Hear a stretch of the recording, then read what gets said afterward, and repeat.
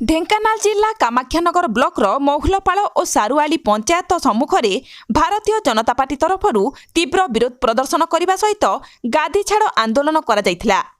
केंद्र सरकार जो सबू जनहितकारी योजनागुड़िक गरीब लोकों पाखरे पहुंचवा कथा सेगुड़िक पहुंची पारु नथिबा कारणरू बहु गरीब निरीह लोक माने बहु असुविधार सम्मुखीन होउछंती। सेथिमध्यरु प्रधानमंत्री आवास योजना रे व्यापक अनियमितता देखादेवा कारणरू बीजेपी दल पक्षरु प्रत्येक पंचायत सम्मुखरे शताधिक बीजेपी कर्मी और नेता गादी छाड़ आंदोलन जारी रखिछंती। आजिर ए आंदोलन रे भारतीय जनता पार्टीर राज्य कार्यकारिणी सदस्य स्थानीय विधायक प्रार्थी शत्रुघ्न जेना और बड़सुआलर मंडल सभापति संजय राउत समेत शताधिक बीजेपी कर्मी जोग देथिले। आज्ञा कौन कहबे आज जो गाधाड़ आंदोलन आपण भल जानते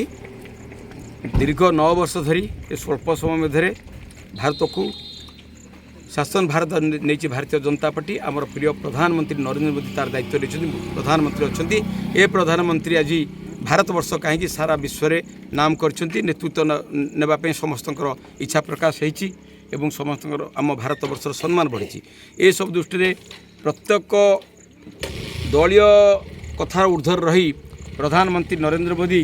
प्रत्येक राज्य को प्रत्येक जगह को प्रत्येक पंचायत ब्लॉक को म्युनिसिपालिटी कहतु राज्य को कहतु गरीब मानकर उन्नति गरीब मानकर विकास अंचल विकास गरीब कल्याण काम जहाँ जहाँ सब योजना दौरान पठाऊँ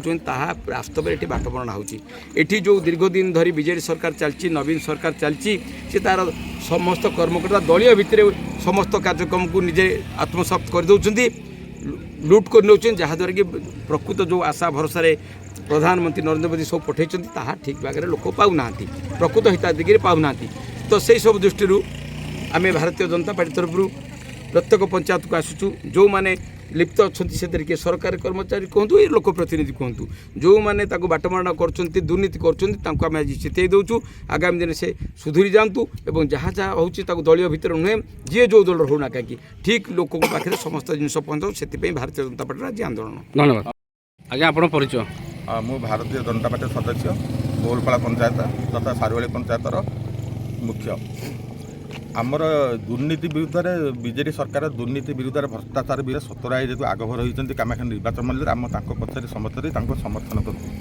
करूँ जो बर्तमान दुर्नीति बर्तमान पदार पलानी एंटार निर्वाचन मंडल सतराई पक्ष आम रही सबू पंचायत को जाई सतराई दुर्नीति विरुद्ध जो भाषण दौरान समस्ते आम से संतुष्ट। धन्यवाद। संजय राउत समेत शताधिक बीजेपी कर्मी जोग देथिले। Kamakhyanagar Suresh Raut report Kalinga TV 24।